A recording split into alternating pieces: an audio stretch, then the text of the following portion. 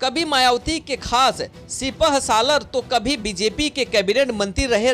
वर्तमान में समाजवादी पार्टी के नेता स्वामी प्रसाद मौर्य आज बस्ती जनपद में एक कार्यकर्ता सम्मेलन में बतौर मुख्य अतिथि पहुंचे थे, जहां उन्होंने कार्यकर्ता को संबोधित करते हुए आने वाले चुनाव को लेकर जोश भरने का काम किया है और कार्यकर्ताओं को चुनाव के लिए कमर कसकर तैयार रहने को भी कहा है। वहीं मीडिया से सवाल का जवाब देते हुए स्वामी प्रसाद मौर्य ने बीजेपी सरकार पर निशाना साधते हुए कहा कि देखिए, क्योंकि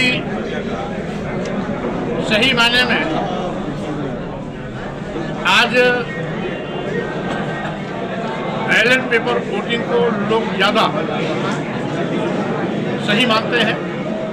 यही कारण है कि पाश्चात्य देशों में जहां ईवीएम की शुरुआत हुई, अमेरिका या जापान, वहां पर ईवीएम सिस्टम खत्म हो गया और फिर से बैलेट पेपर वोटिंग में आ गए। तो जब अमेरिका और जापान जैसे एडवांस कंट्री ईवीएम को नकार दिए, केवल जनभावनाओं को देखते हुए बैलेट पेपर वोटिंग को लागू कर दिए, तो यहाँ पर भी बैलेट पेपर वोटिंग सिस्टम को लागू करना चाहिए। बीजेपी की सरकार में पूरे देश की अर्थव्यवस्था खतरे में है। यहाँ तक कि भारतीय जनता पार्टी की सरकार ईस्ट इंडिया कंपनी की तरह देश की सभी सरकारी कंपनियों को बेच रही है, लोगों की नौकरियां छीन रही है, युवाओं को बेरोजगार बना रही है। छुट्टा पशुओं का कहर किसानों के फसलों पे पड़ रहा है। इसके अलावा व्यापारियों को जीएसटी ने परेशान करके रखा है। इसलिए बीजेपी से जो भी लोग परेशान हैं, उन्हें समाजवादी पार्टी अपने साथ जोड़ रही है। स्वामी प्रसाद मौर्य ने ईवीएम को लेकर पूछे गए सवाल का जवाब देते हुए कहा कि जब उन देशों में जहां ईवीएम की शुरुआत हुई थी, वहां पर जन भावना को देखते हुए ईवीएम को बंद कर दिया गया, तो फिर भारत में ईवीएम का प्रयोग क्यों हो रहा है? इसलिए भारत को भी चुनाव आयोग को चाहिए कि जन भावना की मांग पर ईवीएम बंद करके बैलेट पेपर से चुनाव कराया जाए। बस्ती जिला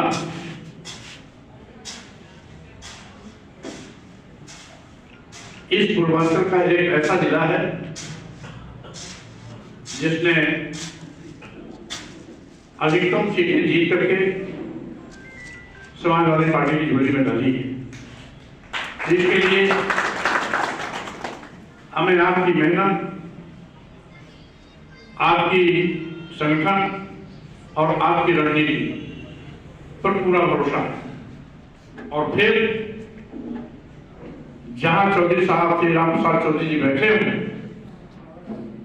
वहां किसी और को चिंता करने की आवश्यकता नहीं है। आप सभी लोग मिलकर के इसकी रणनीति बना चुके हैं। माननीय चौधरी साहब ब्लॉक वार टीमें भी गठित की है और कार्यकर्ताओं को जिम्मेदारी भी आवंटित करने का उन्होंने रूपरेखा तय कर दिया है। हमारे 92 विधानसभाएं आती हैं और 17 जनपद हैं। इस देश की सबसे बड़ी कार्य और जो वोटर बनते हैं वो पूरे 17 जनपद से बनते हैं, सभी ब्लॉकों से बनते हैं। तो इस क्षेत्र में किसी प्रत्याशी को हर ब्लॉक, हर बूथ इकाई तक पहुंच पाना संभव नहीं। इस चुनाव को निश्चित तौर पे संगठन ही लड़ता रहा है और संगठन ही जीतता रहा। साथियों, हम इसको कैसे सरल कर सके, आसान कर सके कि हर मतदाता तक हम पहुंच सके 1 से 2 बार। लेकिन एक भी वादा नौजवानों के लिए जो सरकार ने किया था, एक भी पूरा करने का काम नहीं। और सबसे ज्यादा यदि कोई छला गया तो इस देश का, इस प्रदेश का, इस जिले का नौजवान छला गया।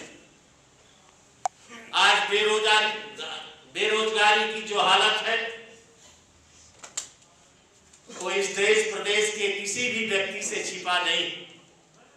आज इंजीनियर, डॉक्टर, तमाम ऐसे लोग पढ़े लिखे प्राइवेट कंपनियों में 10,000, 5,000, 15,000 की नौकरी करने के लिए आज मजबूर।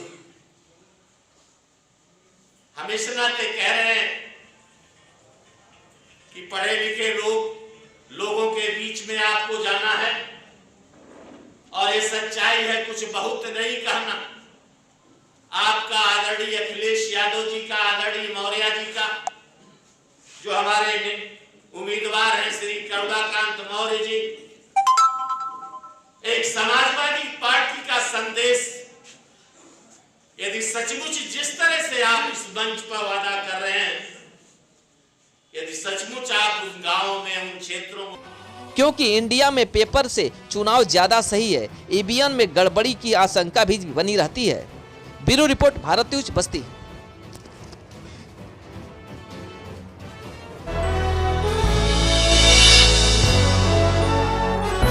आप देख रहे हैं भारत न्यूज, हर खबर